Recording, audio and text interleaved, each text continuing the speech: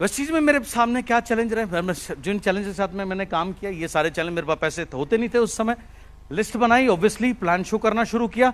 उस समय 30-35 प्रोडक्ट होते थे टोटल वेस्टीज के अंदर में, पर बढ़िया था, अपने को काम करना था। नोनी, स्पिरुलिना, फ्लेक्स, कैल्शियम, नीम, एलोवेरा, इससे ज्यादा हमें कुछ पता ही नहीं था।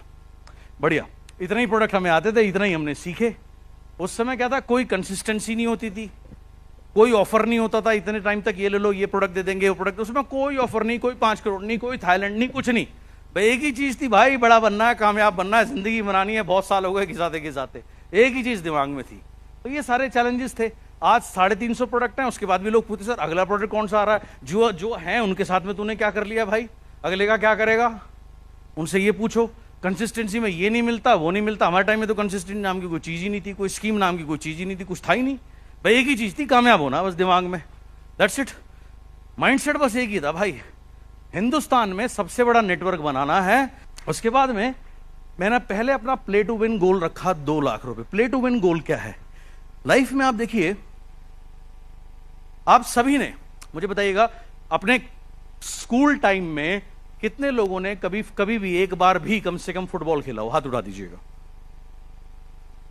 क्रिकेट खेला हो, कोई भी स्पोर्ट्स खेला हो, एक भी व्यक्ति ऐसा नहीं है देखिए जिसने हाथ नहीं उठाया।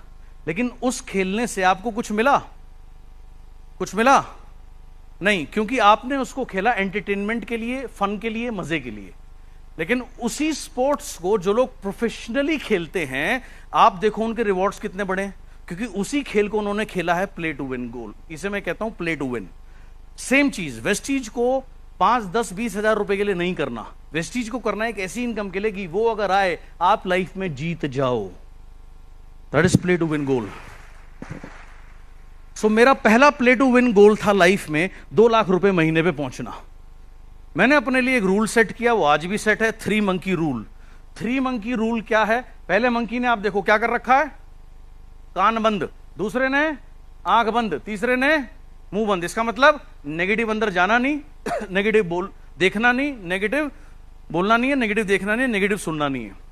कल सुबह मैं 6:30 बजे हैदराबाद एयरपोर्ट पे था और ब्रेकफास्ट कर रहा था, और हमेशा मेरे पास एक यंत्र होता है जो मेरा फेवरेट यंत्र है, अभी बैग में है, दैट इज माई ईयरफोन। तो थोड़ी देर के लिए मैंने साइड निकाल दिया, मैं ब्रेकफास्ट कर रहा था, 8 बजे की मेरी फ्लाइट थी वापस दिल्ली आने के लिए।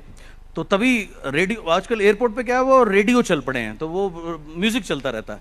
तो वहां से गाना शुरू हुआ, मुझे छोड़ के जो तुम जाओगे बड़े पछताओगे। मैंने कहा उफ, मैं तुरंत अपना वो ईयरफोन लगाया एंड मैंने अपना गाना लगाया, जो भी चाहूं वो मैं पाऊं। मैंने कहा भाई दूर कर, जा भैया जा, मुझे नहीं सुनना, नेगेटिविटी नहीं लेनी।